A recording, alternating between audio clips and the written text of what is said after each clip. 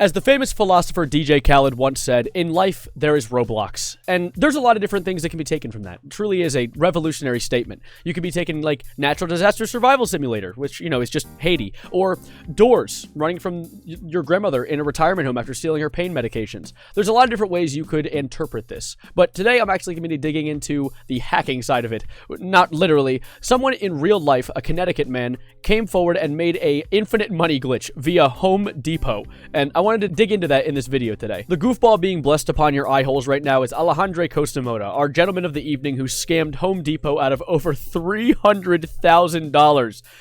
And via Doors, by the way. So I guess that's more of a callback to Roblox like earlier. Now, I'd hate to be the plankton of this situation and steal this man's Krabby Patty secret formula, but this is how he did it. They had it written down in this article. He went to a bunch of Home Depots to pick up some items and then take them straight to the return counter and say they lost his receipt and did it 370 more times and made, a little more than $300,000, which is, a pretty profitable thing to do. When I saw in a separate article, this is actually from him selling expensive doors.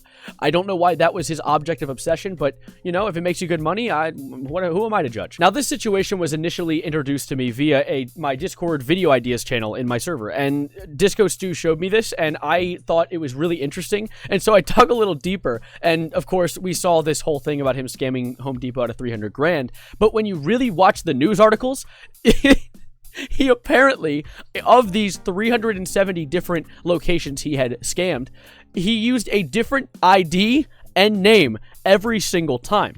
And that sounds impressive in itself. Having that many fake IDs is a bit of a feat that mankind rarely achieves. But the thing is, you got to take into the logistical things into consideration. A fake ID supposedly costs around $150. I was put on like 7 different FBI watch lists trying to look up how much fake ID costs, but that's neither here nor there. A fake ID costs about $150,000, which, no, don't worry, I did the math for you. The 150 times 370 is $55,000. Now, I don't know if he used 370 different IDs, because he might have reused one of them occasionally, but what kind of gets me off that fact is the fact that he had his name in the system, and if he were to successfully scam the site, he would have had to use a different name every time. So there's a chance he actually got 370 different IDs. And he was caught in Pennsylvania, which means that he was still going. He still had plans to keep moving. So who knows how many IDs he bought. He might actually be scamming Home Depot out of $300,000, not for his own monetary gain, but to pay back the amount of fake IDs he accidentally bought. Because, oh my god. And our boy Alejandro actually went on a bit of a road trip. He was going from Connecticut, where he originates, all the way to like Maryland and Rhode Island. So this dude was like doing Ted Nivison's Rainforest Cafe road trip, except instead to rob Home Depots of $300,000. And I decided to do the liberty of doing a little bit of calculations for how much a fine is for having an ID, because he was caught in Philadelphia, right outside Philadelphia. And in Philadelphia, to be caught with a fake ID, you get a fine of up to $300, 90 days in jail, and 90 days of loss of motor vehicle license. So I don't see him making any new road trips anytime soon. I don't know if you can stack these 370 IDs like Minecraft status effects, but that's a bit of a bad look having that many fake IDs. And those are only the ones he used. He had to have extra. Like, oh my god, a stack of them or something. I want to see him load all the IDs in one of those like red money guns that say Supreme on the side that Rice Gum used to use all the time and just shoot fake IDs off of like a balcony. That'd be And now to give you a play of the game, a little breakdown of his situation. Costamoda dressed to appear like a contractor and entered the stores empty-handed.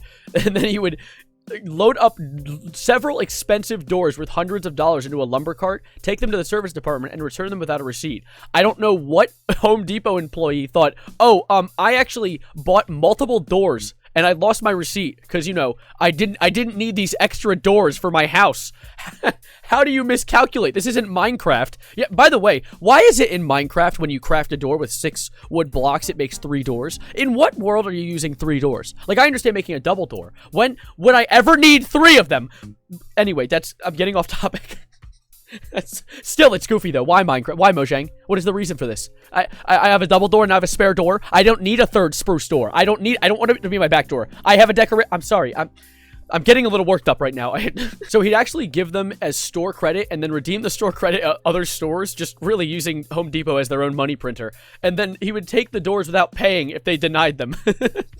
So he would just be like, okay, I'm taking these doors I purchased back home. and then walks out with multiple spruce doors that were not his own in the first place. And the deep lore I brought up earlier regarding his 370 fraudulent IDs actually could possibly come into play. Apparently, Home Depot has a bunch of different, like, they require valid driver's license or government-issued photo identification for non-receipted returns and returns generated from purchases made from store credits. So they actually have, like, protections against this. They have different safeguards to not have someone scam. So that does kind of throw into the ring that there is a possibility that this dude bought 370 fake IDs.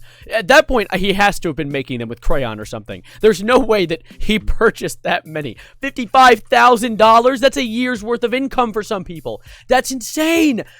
Also, the audacity of this man, the absolute chutzpah to go in, grab doors, say that you purchased them with the fake ID, and then if they deny you, you leave with the doors like an angry Karen. What? Like, who gave him this sort of confidence? I need some. I would like 1% of this man's confidence to walk in and just take a door and be like, I bought this. Oh, no? You say I didn't bought this? Well, I'm taking it. Didn't bought this. The grammar. I love grammar. The real end of this Five Nights at Freddy's lore deep dive is he got not guilty for wire fraud and conspiracy to commit wire fraud. There were no other charges that I could see on any of the sites that I was looking into.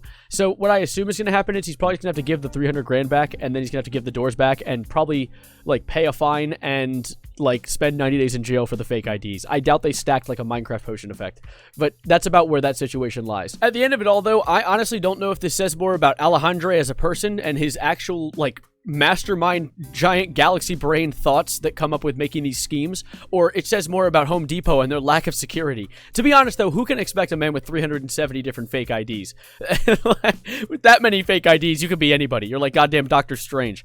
That is insane. Such a crazy thing. Also, I genuinely have liked kind of covering these smaller, more mundane topics lately. I know I did one recently with the prankster, the Mr. Beast prankster, and I'm doing this one now with the Home Depot scammer, the door scammer. I hope you like this style. I know it is the mainstream news that I've been doing recently, but I'm kind of experimenting with something new because news has been kind of dry lately, and I want to still be able to make videos for you guys. So let me know if you do like this kind of stuff, and also subscribe. Subscribing is kind of cool of you, you know. If you can hit the subscribe button this fast, if you do it before I finish this sentence, you will not be spared. You will be spared by the meteor that's coming towards your house. You can take that sentence any way you want. There is any way that could be perceived because I did not speak any fluent English there. But anyways, let's get out of here because I'm holding you guys over. Thank you guys for being here and watching a video with me today. This was fun. I hope you enjoyed. Let me know your thoughts on this Home Depot scammer, Alejandro Big Brain, or an idiot. I don't know. You can let me know. He made his money back at least. Maybe. He probably lost it all in fines, but that is quite an ass situation. But anyways, it's time to get to the music recommendation of today. Now, this is a song you guys have probably heard before, but I want you to give it a re-listen because goddamn, the song is amazing, and it kind of fits the vibe because just like this Alejandro guy who was no good stealing from Home Depot, we got a song called No Good Nina by the Butlers. Give it a listen. Give it a try. Just give it a listen. Go ahead. Go give it a try. And also let me know if you enjoy it in the comments. You know, commenting is kind of cool. I appreciate you guys sitting around with me. And as always, adios, arrivederci, goodbye, good night. And in life, there truly is Roblox.